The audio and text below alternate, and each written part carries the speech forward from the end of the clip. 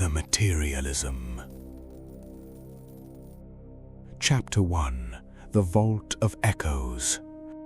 The rhythmic, metallic clinking of silver coins sliding against one another was the only sound that echoed through the subterranean vaults of Castra. The air below the earth was cold, dry, and thick with the heavy, suffocating scent of oiled iron, tarnished copper, and ancient velvet drapes. Lord Valerius stood in the center of his third vault, a large iron, reinforced key ring clutching his waist like a modern set of shackles. Before him sat rows of cedar chests overflowing with glittering cestuses, stacks of fine silk dyed in the ports of the East, and rows of pristine, polished steel armor that had never seen a drop of battlefield blood. Valerius was 50 winters old, the premier merchant lord of the district. He spent his days inspecting his ledgers, verifying the weights of his gold bars, and purchasing rare artifacts from traveling caravans. Yet Valerius was a man under constant siege. His eyes were wide and twitching with an insatiable, nervous energy. His sleep was a battlefield of paranoia. The shipping tax on the marble from the southern quarries has increased by 3%. Valerius muttered to the cold stone walls, his fingers aggressively rubbing a smooth, rare jade amulet hanging from his neck. And the northern warehouse, what if the dampness ruins the silk before the spring auctions? I must buy the vacant storehouse on the western pier to secure the overflow. If I lose even a single crate of spice, my leverage in the Senate will crumble. I need more storage. I need more security!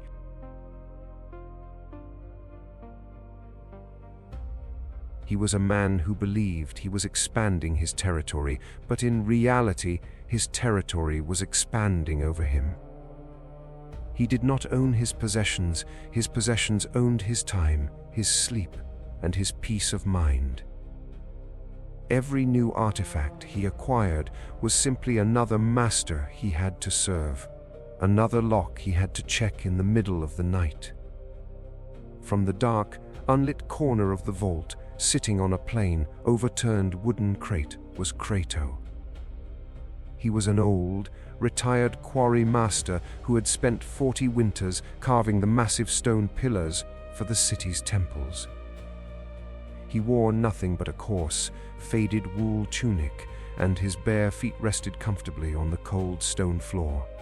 He had been quietly watching Valerius weigh a single gold chalice for over an hour. "You are building an iron graveyard, Valerius," Crato said, his voice deep, slow, and unshakable. "You have packed this room with things that cannot breathe. Yet you are the one who is suffocating.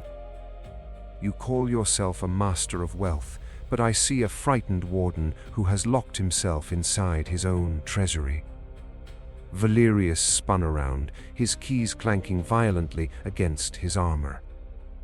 He looked at the old stonecutter with a sharp, defensive glare. "A graveyard?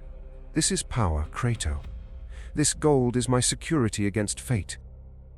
If a famine strikes, or if the empire collapses, this vault is the only thing that will keep me alive and respected. To live without property is to live like an animal." Crato slowly stood up from his wooden crate, his posture perfectly relaxed, his hands empty. He walked over to the glittering chest of silver coins and ran his rough, calloused fingers across the cold metal. "The animal is free to run in the forest, Valerius," the old man murmured, letting a handful of silver coins drop back into the chest with a cold, ringing crash. "But you cannot leave this valley because you are terrified of what might happen to your silk. This gold does not protect you from fate. It invites fate to torture you. Every coin you add to this pile is another string you are tying to your own heart, waiting for the world to pull it and make you bleed."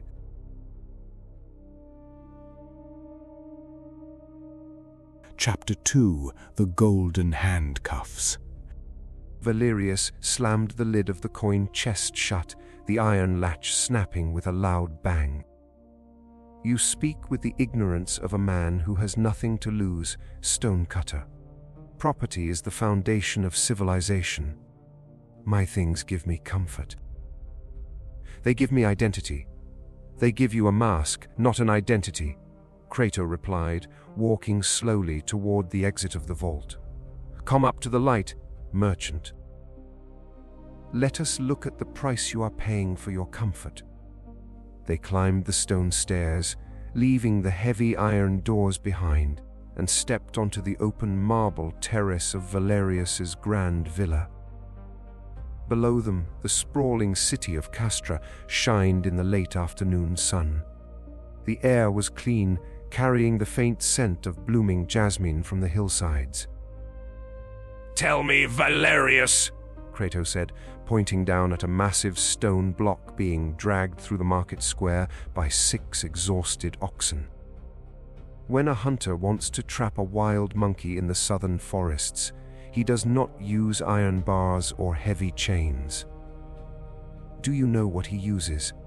Valerius frowned, his mind still anxious about the Western Pier storehouse. I am a merchant, not a hunter. Tell me. It takes a heavy clay jar with a narrow neck, Crato explained, his eyes locking onto Valerius's restless gaze. He drops a handful of sweet, golden nuts inside the jar and ties the vessel to the root of a tree. The monkey approaches, smells the food, and slips his open hand inside the narrow neck to grab the nuts. But when he closes his fist into a ball to pull the food out, his hand becomes too large for the opening. He is trapped. Crato stepped closer, his voice dropping an octave, carrying the heavy, clinical clarity of the inner citadel. The monkey sees the danger, he screams in terror, he tries to run, but he refuses to open his hand. He will not let go of the nuts. He chooses captivity and eventually death, simply because he cannot tolerate the idea of emptying his fist. Look at your keys, Valerius. Look at your vaults. You are that monkey. The universe has thrown a handful of glittering metal before your eyes, and you have closed your fist. You believe you are holding the gold, but the gold is holding you. But if I open my hand, Valerius whispered, his voice losing its sharp edge, dropping into a rare, hollow vulnerability. If I give up the pursuit of more, who am I? What am I left with? You are left with yourself, Crato answered gently. The Stoic sages taught us that true wealth is not the accumulation of large possessions, but the absolute minimization of your desires. If you live according to nature, you will never be poor. If you live according to opinion, you will never be rich. Nature requires only simple food, water, and shelter from the cold. Everything else, the silk, the gold chalices, the rare jade, is an artificial hunger. The more you feed it, the more it grows, until your entire life becomes a desperate chase to satisfy a monster that can never be full. Chapter 3: The Anatomy of the Borrowed. Crato picked up a small piece of charcoal from the terrace brazier and drew a single circle on the white marble railing. Inside the circle, he placed Valerius's silver pocket mirror. The materialist lives in a permanent state of borrowing, Crato said, tapping the mirror.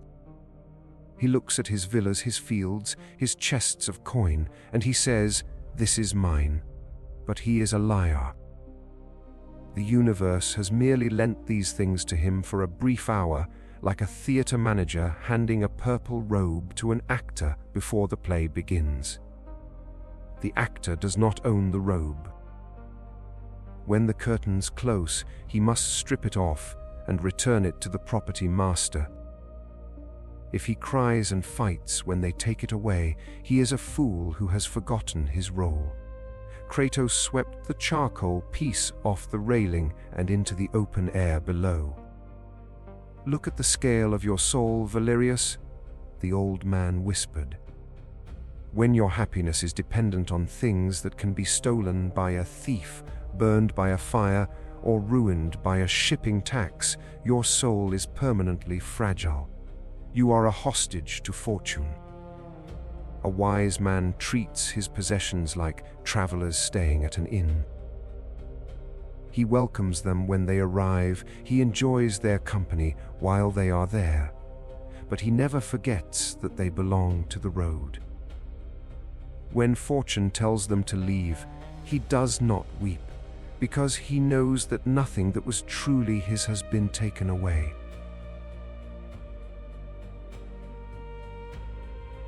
Kratos leaned over the marble railing, his voice deep and meditative. "Every time you feel the urge to buy more, to expand your vaults, to hoard another chest of silver, apply the clinical knife of reason. Ask your soul, does my mind require this object to act with justice, with courage, and with wisdom? If the answer is no, then the object is not a treasure, it is a weight. It is another link in the chain of your golden handcuffs." Chapter 4. The Fire of Truth. 4 weeks later, the illusion of ownership collapsed in a single hour. A massive, catastrophic fire broke out in the lower commercial district of Castra, fueled by an unseasonal mountain gale. The flames swept through the dry timber warehouses on the eastern pier, jumping from roof to roof with an unstoppable, terrifying speed. By midnight, the fire had climbed the hill, reaching the outer walls of Valerius's grand estate. The courtyard erupted into immediate, frantic chaos. The guards were fleeing toward the river. The servants were loading their own pockets with small silver ornaments, and the red, roaring light of the inferno turned the night sky into a furnace. Valerius stood in his private chambers, surrounded by thick, suffocating black smoke. His lungs were burning, his eyes were tearing, yet he was paralyzed. He was desperately trying to load a massive leather sack with his gold bars, his silver chalices, and his rare jade amulets. The sack was too heavy to carry. His muscles were straining, his heart was hammering against his ribs, but he refused to let go. He was the monkey at the root of the tree, watching the net fall, yet keeping his fist closed.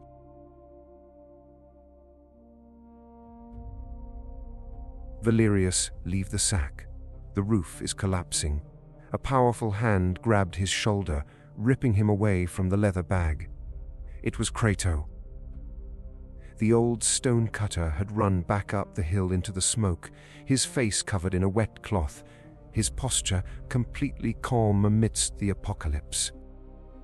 "My gold," Valerius cried through the roar of the flames, his voice cracking with a terrifying panic. "Everything I worked for is in that room. If I leave it, I have nothing. Let me go back." Kratos did not argue. He looked at Valerius's wild, desperate eyes, gripped him by the tunic, and dragged him physically out onto the terrace just as the wooden beams of the bedroom ceiling came crashing down in a violent explosion of sparks and fire. The room was completely consumed. The gold bars were buried under tons of burning timber, melting into a useless, distorted sludge beneath the ruins. Chapter 5. The Weightless Soul. By the time the sun began to rise over the smoking hillsides of Castra, the fire had finally burned itself out. The grand villa of Valerius was nothing but a black shell of stone and ash. The cedar chests were gone, the silks were smoke, and the third vault was entirely sealed beneath a mountain of rubble. Valerius sat on a cold stone step at the edge of the ruined courtyard, his face blackened with soot, his fine purple tunic torn and smelling of charcoal. He had no keys left at his waist. He owned nothing but the air in his lungs. For the first few hours, the old materialism tried to crush his spirit. He wanted to weep, to curse the gods, to sink into a permanent state of despair. But as he sat there in the quiet morning light, watching the smoke rise into a clear blue sky, a strange, unprecedented phenomenon began to happen. The paranoia was gone. The constant, buzzing anxiety about shipping taxes, moisture, and storehouse security had vanished along with the vaults. His heart was beating regularly. His mind was completely clear. He looked down at his empty hands, and for the first time in 3 winters, he felt an incredible, weightless freedom. The handcuffs had been melted by the fire.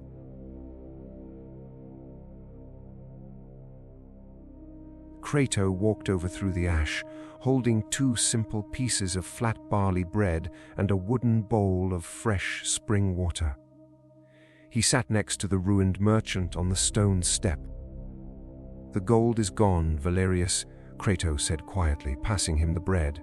"Yes," Valerius smiled, a genuine, powerful expression of inner liberation that completely transformed his soot-covered face. He took a bite of the plain bread, and it tasted sweeter than any banquet venison he had ever eaten in his golden chalices. "It is gone, Crato. And the strange thing is, I haven't felt this alive since I was a boy. I spent 30 years thinking I was guarding my treasures, but today I realize that the fire didn't destroy my wealth. It destroyed my prison. I am finally empty, and I have never felt more full."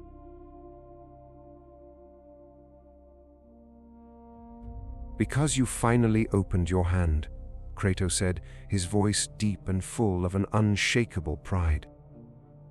"You realized that the universe can burn the wood and melt the silver tank, but it cannot touch the virtue of the man who stands in the ruins.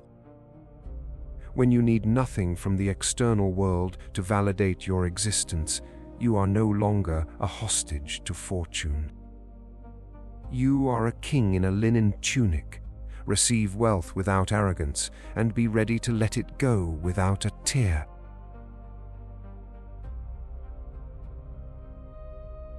Valerius stood up from the stone step, his posture straight, his shoulders square against the fresh morning wind. He looked at the ruined valley below, took a deep, clean breath of the mountain air, and walked firmly into the city with empty hands and an unbreakable soul. Most of us spend our lives trapped in the prison of consumerism and materialism. We collect objects, we chase newer models, we accumulate digital numbers, completely blind to the fact that every new possession is another lock on our prison cell. We let the things we own end up owning us, living in a constant state of friction and fear over losing our temporary toys. But a Stoic knows that a crowded vault often leads to an empty soul. The next time you find yourself reaching for the next purchase, chasing status through objects, or drowning in the anxiety of losing your comfort, stop, remember the monkey and the clay jar. Take a deep breath, open your closed fist, and say to your soul, "These things are just borrowed." Clear the excess, empty the vault of your desires, and spend your limited energy only on the strength of your own character.